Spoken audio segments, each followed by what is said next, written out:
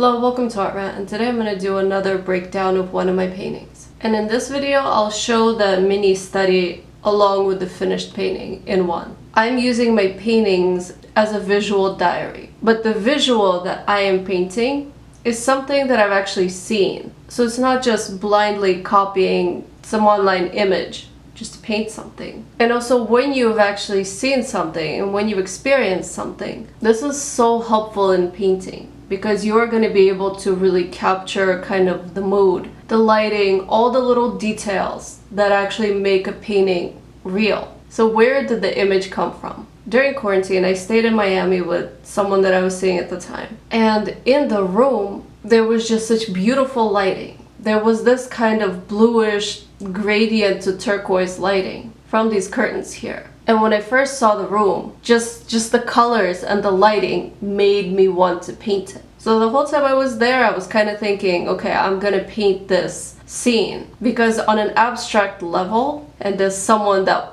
was taught how to paint by abstract expressionists, I just cannot help it. Anytime I'm choosing what to paint, I'm always thinking about the composition as an abstract kind of thing. Does it work on an abstract level? So the whole time that I was there, I was just waiting for the right time to get the reference photo. And one morning at 6 a.m. the image was perfect. This low light coming in through the window, through the blue curtain, made everything so blue. It almost looked like an underwater, like a turquoise aquatic kind of feel. And the wood floor, which is a complementary color to the blue, just made everything look so much more saturated. And when I'm looking for something to paint, color is one of the most important things. If I see a scene in real life that has a lot of saturation, but that still looks lifelike, that still looks like this could actually be real. It's not a cartoon. It's just saturated in color, but it's still kind of plausible reality. That is what makes me want to paint something. So when doing this small study, I was looking for ways to stabilize the composition. First, the composition is divided by color. Blue to kind of turquoise to a pale green to earth tones. I was also looking at how I can use shapes and how can I show depth in an image that's kind of washed out by color. So the way that the bed goes into space, how the figure is there, but it's not the most important part of the painting. Everything is painted in an interesting way. These details of dark, light, it's kind of like a yin and yang. To make something look like it's glowing, it needs to be much brighter and have contrast. This is probably my favorite part of the painting. And the way that the sheet goes on the bed and kind of makes this interesting shape around the figure, that's one of my favorite parts of the painting. And of course, I am painting things from present day life now. I'm not romanticizing the past. So I include technology in my paintings. I think it's great as part of like a still life. So there's an iPhone here and there's a Fiji bottle. And the table that it's on,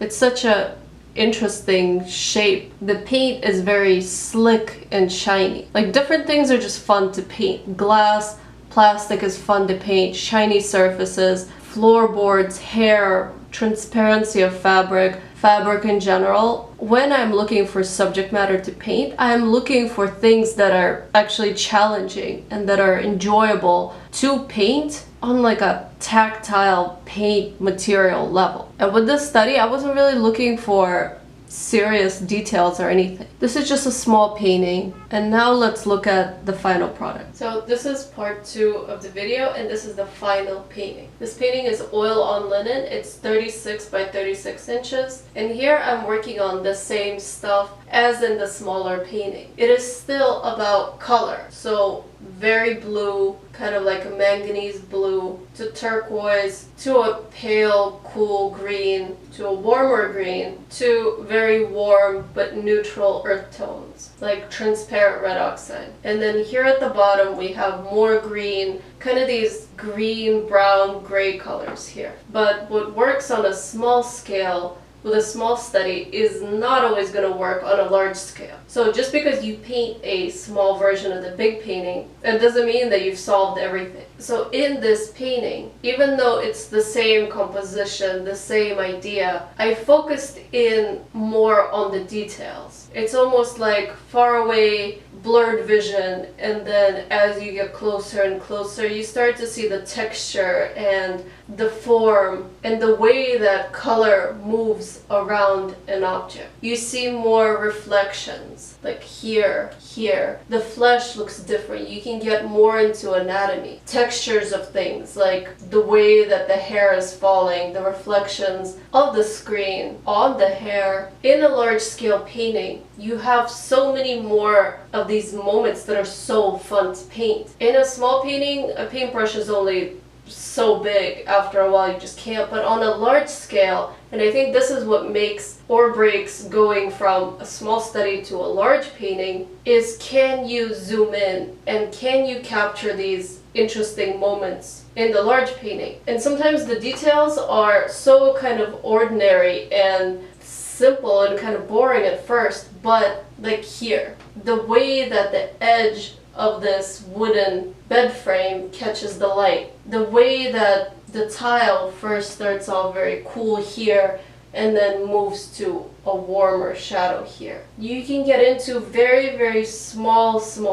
details like here on the screen, so that when the viewer's eye moves along the painting, it's like a little treasure hunt. There's so many little satisfying moments of paint that even though this is a big painting, the eye is never bored. Also the color itself, the transition of color, the way that you lay down paint and the way that you handle different atmospheres. The wall and the gradient of light here is painted very differently than this shiny metal surface of the table. This rough kind of linen edge of a seat has a very different texture. The skin is more smooth and reflective and catches different colors around it. The way that the fabric and the sheets are painted as well. Yeah, it's kind of a pale turquoise green, but as you get closer, you see that there's so many warm and cool and different pigments that are making up the fabric. The direction of the fabric, the way that it's painted. It's a very simple painting, but there's a lot of kind of tasty moments of paint that are happening. It's a very simple painting, it's a very simple composition, but to me a minimalist approach to a painting is very important. How little can I use to show something, to set a mood, to capture a moment? How little can I get away with in terms of the drawing to make the viewer feel as if they're in the space with the subject? And to me, this is what makes a strong painting, because in the paintings that I like, they're never cluttered. They're very simple but strong imagery, and imagery that is relatable, things that I see every day but that are personal to my life, because my paintings again are a visual diary, a way for me to document my life.